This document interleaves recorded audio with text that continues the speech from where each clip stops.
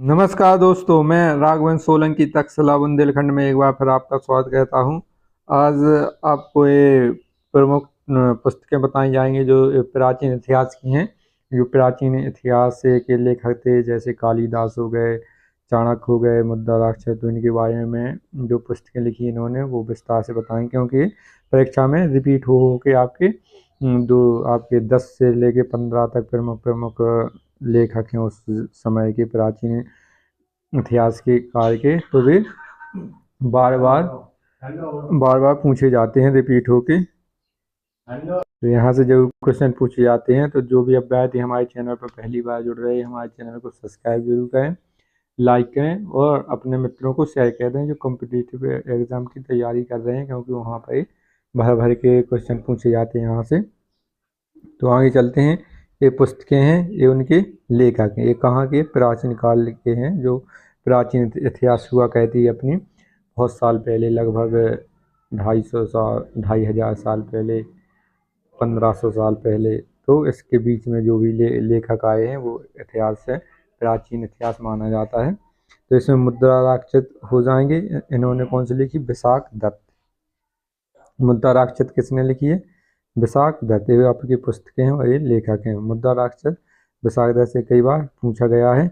इसके बाद राज तरंगिणी, कलहड़, ठीक है, कलहड़, कलहड़ यहाँ ना लिखा है, ड़ा है वहाँ पर, ठीक है, कलहड़ हो जाएंगे। इसमें क्या है, जो आपके झेलम नदी के किनारे जम्मू कश्मीर का शहर का निर्माण किया गया था उसके बारे में बताया गया है विस्तार से। जम्मू कश्मीर के वहाँ का रहन सहन, वहाँ के रीति रिवाज के बारे में, वहाँ के राजा कौन थे, तो विस्तार से चर्चा की गई है। कलहड़ ने राजतरंगिणी में अपनी कथा सरित सागर सैब सोमदेव। एक कम पूछा जाता है, मोस्ट इम्पोर्टेंट नहीं है, ये ऊपर के दोनों मोस्ट इम्पोर्टेंट हैं, डायरेक्ट क्वेश्चन बनते हैं यहाँ से। ये आपका कामसूत्र आ जाता है।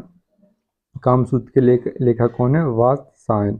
इसमें वात्स्यायन द्वारा लिखी गई है कामसूत्र। प्रश्नोत्तर मालिका अभोग वर्मन नृपतुंग। कौन है? अभोग वर्मन नृपतुंग द्वारा लिखी गई है।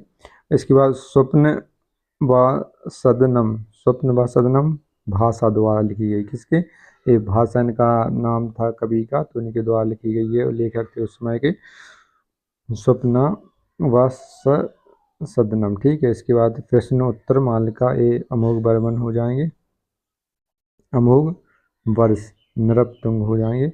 बुद्ध चरित ये कई बार पूछा गया, बार बार पूछा जाता है। बुद्ध चरित अश्व घोष, यहाँ पर घोषा लिखा है, अश्व घोष हो जाएंगे, अश्व घोष हो जाएंगे। अश्व घोष द्वारा ये लिखी गई है बुद्ध चरित्रम। जो अश्व घोष थे पहले बुद्ध के अनुयायी थे, उनकी सेवा करते थे।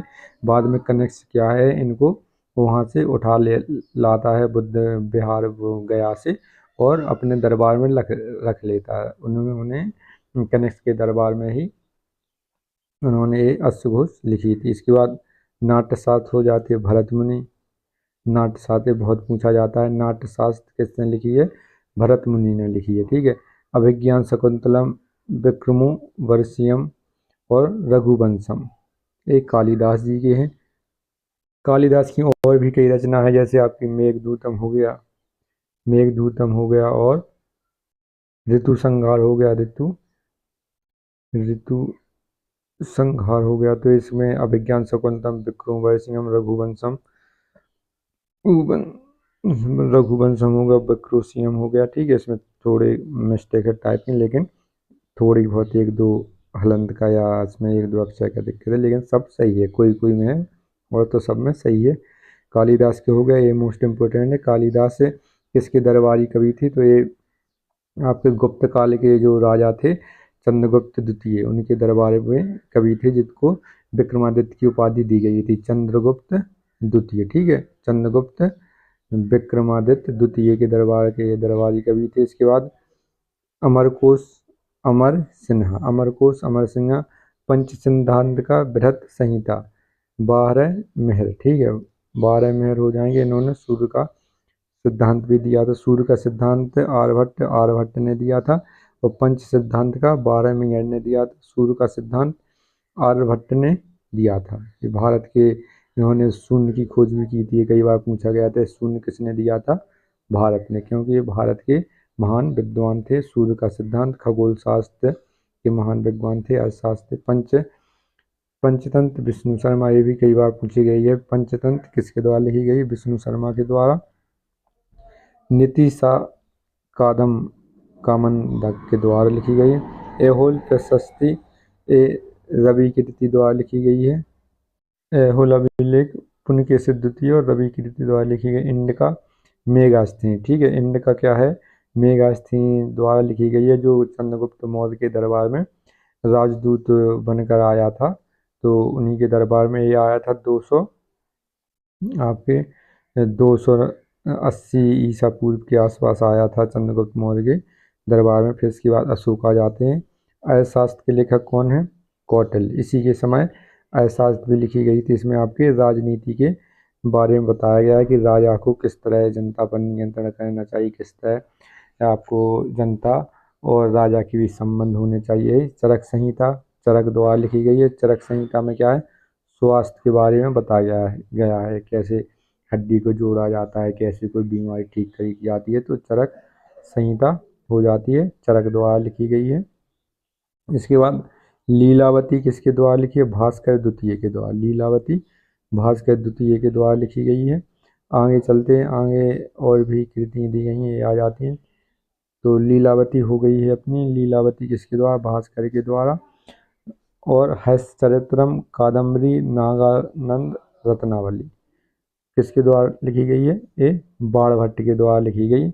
हर्षचरित्रम किसके, हर्षवर्धन के दरबार में थे हर्षचरित्रम, बाणभट्ट द्वारा लिखी गई है। और इसमें कादम्बरी नागानंद और रत्नावली ये हर्षवर्धन द्वारा लिखी गई है। हर्षवर्धन का, हर्षवर्धन के दरबार में बाणभट्ट कवि हुआ कहते थे, दरबारी कवि थे उनके। और ये थोड़ी बहुत हर्षवर्धन द्वारा लिखी गई थी और कुछ इन्होंने, बाणभट्ट ने भी कुछ इसका योगदान दिया था। तो ये तीनों अलग पूछी जाती हैं, कादम्बरी नागानंद और रत्नावली हर्षवर्धन द्वारा। और हर्षचरित्रम हर्ष के जीवन के बारे में बताया गया है, कैसे थे, कैसे राज कहते थे, जनता पर, जनता के प्रति इनका क्या व्यवहार था, राज्य के प्रति क्या व्यवहार था, तो इन्होंने बताया है बाणभट्ट ने। कादम्बरी नागानंद रत्नावली हर्षवर्धन द्वारा लिखी गई हैं, स्वयं के द्वारा उन्होंने लिखी हैं, इनमें कन्फ्यूज नहीं होना है। इसके बाद गाथा सप्तशती हाला द्वारा, जो आपका गौतमीपुत्र, इसमें सातवाहक वंश का जो गौतमीपुत्र सतकर्णी था, उसके बाद जो अन्य राजा आए उसमें हाला भी था। तो गाथा सप्तशती हाला द्वारा लिखी गई है। बहुत कम पूछा जाता है, लेकिन आप आ गए हैं उससे पीरियड में, तो सभी पढ़ लो जो ज़्यादा मोस्ट है। अष्टाध्यायी मोस्ट इम्पोर्टेंट है, वेरी वेरी मोस्ट, पाणिनि द्वारा लिखी गई है।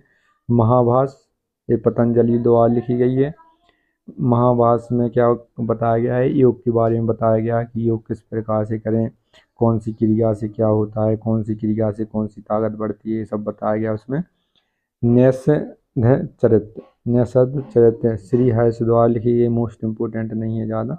मृक्ष कटिका मोस्ट इम्पोर्टेंट है, इस पर वेरी वेरी मोस्ट लगा सकते हैं, शुद्रक द्वारा लिखी गई है, ठीक है। मृक्ष कटिका में हर एग्जाम में पूछी जाती है ज़्यादातर। गीत गोविंद जयदेव द्वारा लिखी गई, किसके द्वारा, गीत गोविंद जयदेव द्वारा।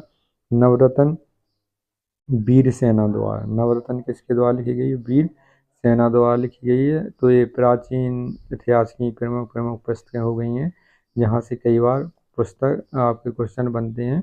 तो इनको एक दो बार जरूर इनको देख लें, नहीं तो अपने जहाँ कहीं भी नोट्स बना रहे हैं वहाँ पर आप एक बार जरूर लिख लें, तो 2-3 बार रिवीजन करेंगे तो आराम से आ जाएंगे, ठीक है।